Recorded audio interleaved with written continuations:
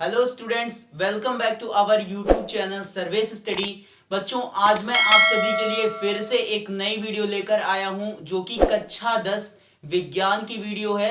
और जैसा कि आप सभी को पता होगा, यदि आपने हमारी पिछली वीडियोस को देखा होगा, कि मैं विद्युत पढ़ा रहा हूं, ठीक है। तो उसका हम नेक्स्ट टॉपिक आज करेंगे, कौन सा? ओम का नियम। तो बच्चों, आज का जो हमारा टॉपिक रहेगा वो कौन सा रहेगा? ओम का नियम। ठीक है बच्चों, हमको ओम का नियम पढ़ना है। ठीक है बच्चों, ये टॉपिक आपकी एग्जाम के लिए बहुत ही ज्यादा महत्वपूर्ण है। यहां से जरूर आपके प्रश्न पूछे जाते हैं। या तो आपको कह दिया जाएगा कि ओम का नियम आप लिखिए, उसको वेरीफाई करिए, या फिर ओम के नियम पे सवाल तो जरूर आने ही आने हैं, आंकिक प्रश्न। ठीक है बच्चों, तो हम आज पढ़ने वाले हैं ओम का नियम। बच्चों, ओम का नियम क्या होता है? जैसे कि हम एक चालक ले लेते हैं। सपोज करो कि ये हमारे पास एक चालक है और इसके सिरों पर कुछ विभवांतर है। इसके इस पहले सिरे पे और दूसरे सिरे पर, दोनों ही सिरों पर कुछ ना कुछ विभवांतर है। और विभवांतर है तो धारा इसमें प्रवाहित हो रही होगी। तो ओम का नियम ये कहता है कि किसी चालक के सिरों पर जो विभवांतर होता है उसमें प्रवाहित होने वाली धारा के समानुपाती होता है। फिर से समझिएगा, ओम का नियम यह कहता है कि किसी चालक में प्रवाहित होने वाली धारा उस चालक के सिरों पर उपस्थित विभवांतर के समानुपाती होता है। चाहे आप ऐसे कहो, या तो फिर कह सकते हो कि किसी चालक के सिरों पर जो विभवांतर होता है तो उस चालक में प्रवाहित होने वाली धारा उन सिरों पर उपस्थित विभवांतर के समानुपाती होता है। ठीक है, इसको हम थोड़ा सा यहां पे लिखते हैं बच्चों। ठीक है, क्या कहता है ओम का नियम? कि चालक में, मान लो कि हमारे पास एक ये चालक है या तार है, आप कुछ भी बोल सकते हो। ठीक है, इसका एक सिरा ए है और इसका दूसरा सिरा बी है। तो इसमें क्या है, मान लो कि हमने ये इलेक्ट्रॉन बना दिया। इसका मतलब क्या है कि इसमें धारा प्रवाहित हो रही है और इसके सिरों पर कुछ ना कुछ विभवांतर होगा बच्चों, अगर धारा प्रवाहित हो रही होगी। क्योंकि हमने बताया था धारा प्रवाहित होने के लिए सबसे जो जरूरी चीज है वो क्या है? विभवांतर है। ठीक है, तो ओम का नियम कहता है कि इस चालक के सिरों पर उपस्थित विभवांतर जो होगा वो इस चालक में बहने वाली धारा के समानुपाती होगा। तो इसको हम क्या लिख सकते हैं बच्चों? कि किसी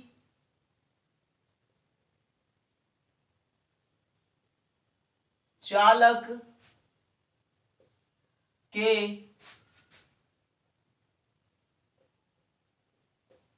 सिरों पर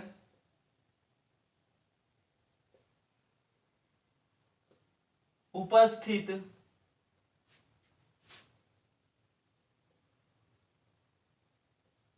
विभवांतर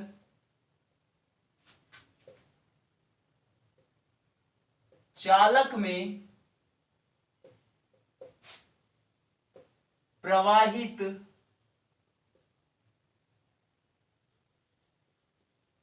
धारा के समानुपाती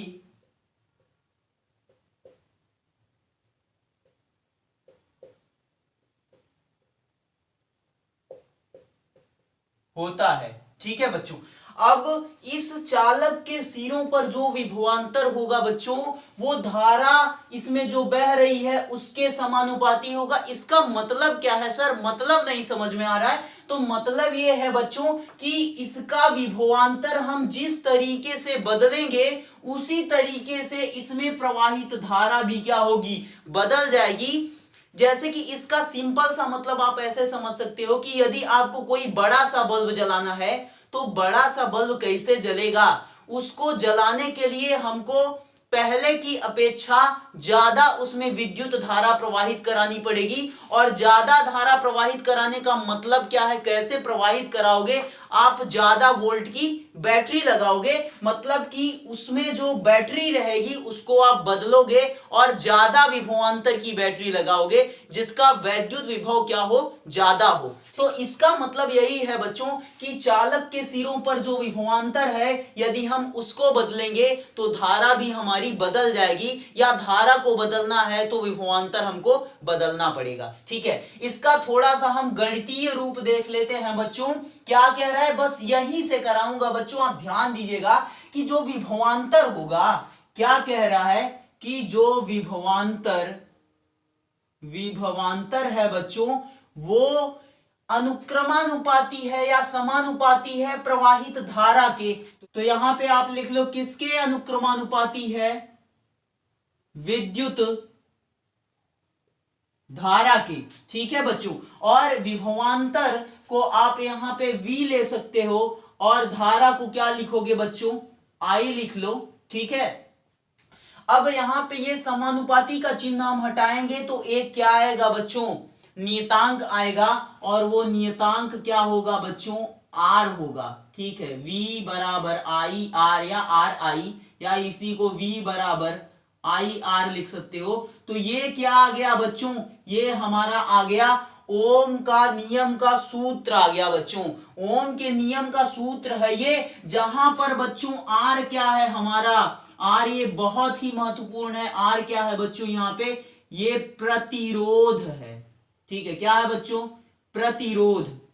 ठीक है, तो ये क्या हो गया, ये ओम का नियम हो गया बच्चों। इसकी बात अभी हम नहीं करते हैं, इसको हम समझेंगे थोड़ा सा इसके बाद समझेंगे, लेकिन आपको ओम का नियम क्लियर हुआ।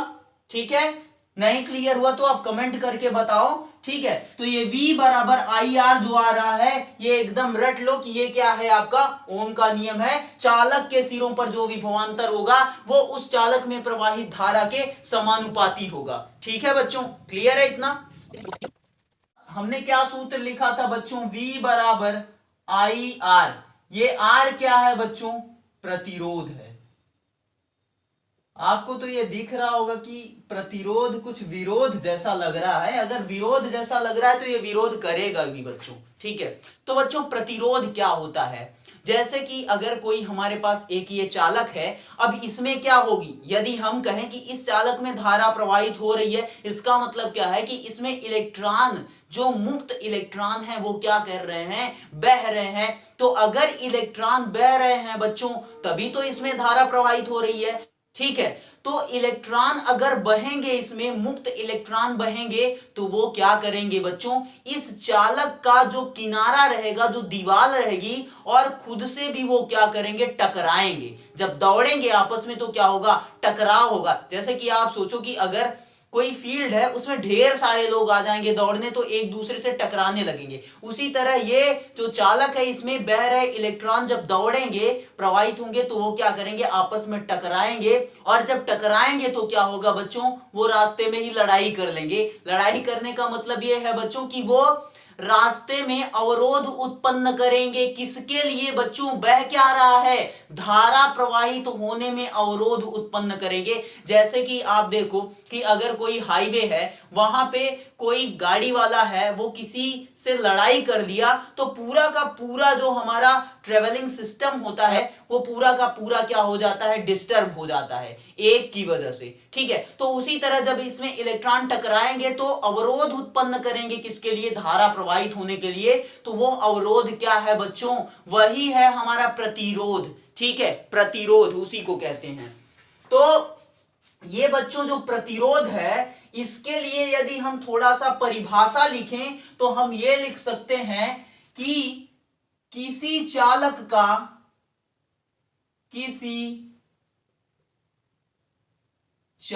का वह गुण जो कि स्वयं में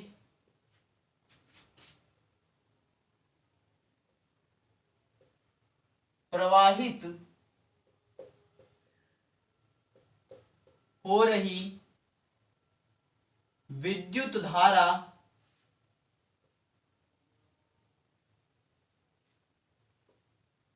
को अवरोधित करे या फिर रोके, यहां पे आप लिख सकते हो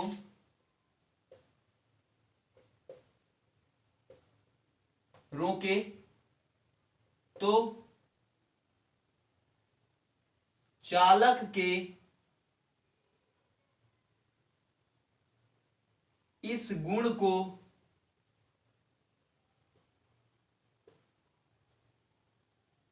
प्रतिरोध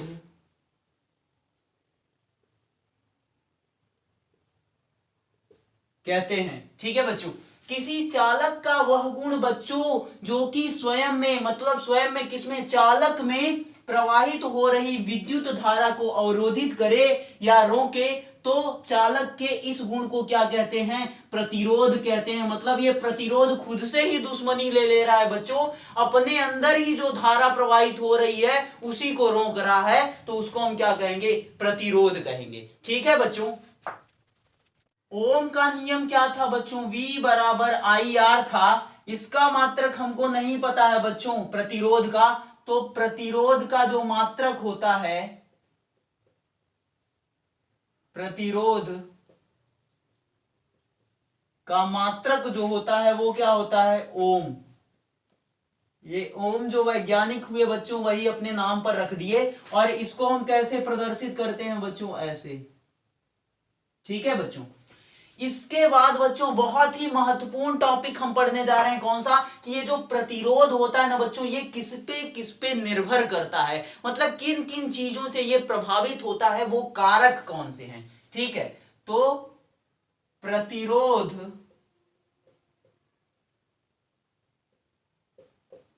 को प्रभावित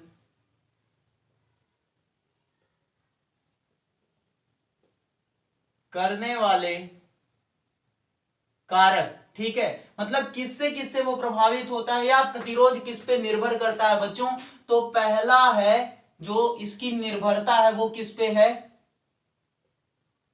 चालक की लंबाई। क्या बच्चों, चालक की लंबाई। और दूसरा क्या है बच्चों, दूसरा है चालक के अनुप्रस्थ काट का क्षेत्रफल। ठीक है बच्चों, तीसरा जो है वो है बच्चों चालक के पदार्थ की प्रकृति। ठीक है बच्चों, और एक और है चौथा, वो क्या है, चालक का तापमान।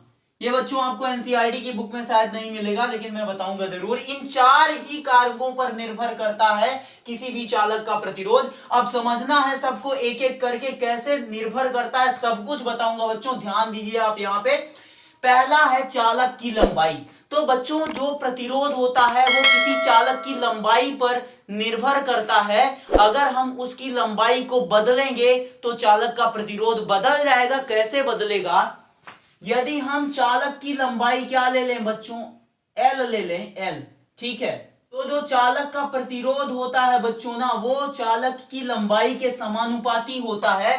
मतलब कि अगर उसकी लंबाई ज्यादा रहेगी चालक की तो उसका प्रतिरोध ज्यादा रहेगा, और चालक की लंबाई अगर कम है तो उसका प्रतिरोध भी कम रहेगा। ठीक है, मतलब अगर छोटा सा तार है तो उसका प्रतिरोध क्या होगा, कम होगा, और बड़ा सा लंबा सा तार है तो उसका प्रतिरोध ज्यादा होगा। पहला क्लियर हुआ बच्चों। दूसरा है चालक के अनुप्रस्थ काट का क्षेत्रफल। अब आपको लग रहा होगा कि ये एलियन कहां से आ गया बच्चों, अनुप्रस्थ काट क्या है। तो बच्चों जैसे कि ये है हमारे पास, हम सपोज करते हैं कि ये हमारा एक चालक है, तो इसका ये वाला जो पोर्शन दिख रहा है ना, ये वाला, तो ये वाला जो क्षेत्रफल है ये क्या है, ये अनुप्रस्थ काट का क्षेत्रफल है। तो चालक के अनुप्रस्थ काट के क्षेत्रफल पर भी प्रतिरोध निर्भर करता है। कैसे निर्भर करता है कि जो प्रतिरोध होता है ना बच्चों चालक का, वो उसके अनुप्रस्थ काट के क्षेत्रफल के व्युत्क्रमानुपाती होता है। इसका मतलब क्या है बच्चों कि यदि चालक के अनुप्रस्थ काट का क्षेत्रफल ज्यादा होगा तो प्रतिरोध उसका कम होगा।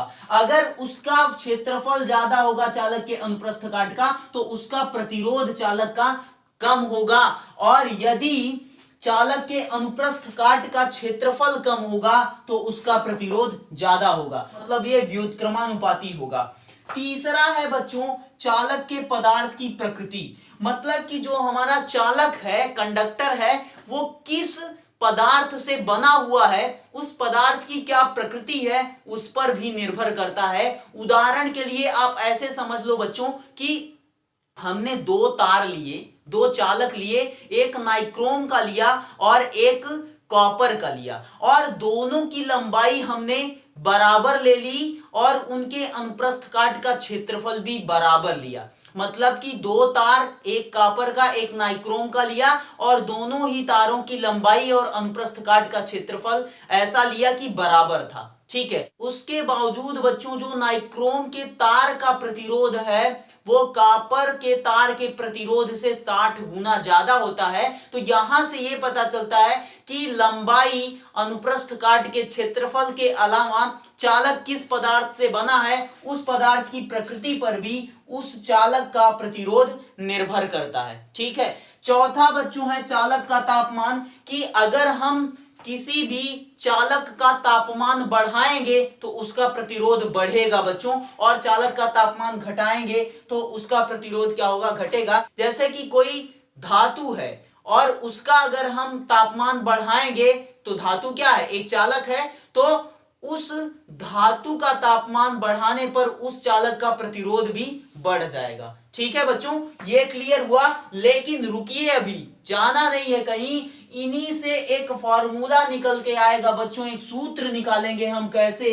ये जो पहला और दूसरा पॉइंट है बच्चों, यहां से आप क्या कह सकते हैं कि जो प्रतिरोध है वो किसके समानुपाती है बच्चों, L और 1/A के। इसको हम क्या लिख सकते हैं, R समानुपाती L/A। और यहां पे बच्चों एक नियतांक हम लेंगे, बराबर लगाएंगे तो समानुपाती का चिन्ह हटाएंगे तो वो हो जाएगा R बराबर रो L/A। ठीक है बच्चों, अब बच्चों ये रो क्या है इसी को समझना है बच्चों। ये बहुत ही महत्वपूर्ण फॉर्मूला है बच्चों, बहुत ही महत्वपूर्ण सूत्र है। यहां पे जो रो है ना बच्चों, उसको हम क्या कहते हैं, प्रतिरोधकता।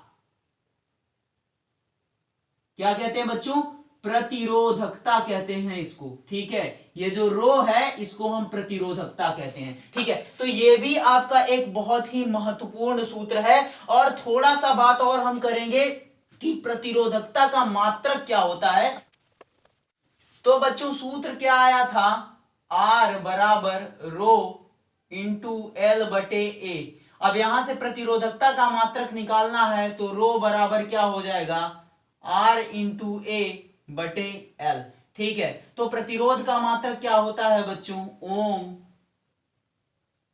और ये क्या है बच्चों, अनुप्रस्थ काट का क्षेत्रफल, मतलब क्षेत्रफल का मात्रक क्या होगा, मीटर स्क्वायर। ठीक है, और ये क्या है बच्चों, ये हमारी चालक की लंबाई है बच्चों, तो लंबाई का मात्रक क्या होगा बच्चों, मीटर होगा। तो 1 मीटर से 1 मीटर कैंसिल, तो जो प्रतिरोधकता का मात्रक आएगा, प्रतिरोधकता का मात्रक, तो प्रतिरोधकता का मात्रक क्या आ जाएगा बच्चों, क्या क्या बच रहा है यहां पे, ओम इंटू मीटर। ठीक है बच्चों, ये ओम इंटू मीटर, इसका क्या आ जाएगा, मात्रक आ जाएगा प्रतिरोधकता का। ठीक है बच्चों, तो क्लियर है बच्चों आप सभी को। इसके अलावा मैं डिस्क्रिप्शन में विद्युत धारा और विद्युत विभव और विभवांतर इन सभी वीडियोस का लिंक मैं आप सभी को दे दूंगा।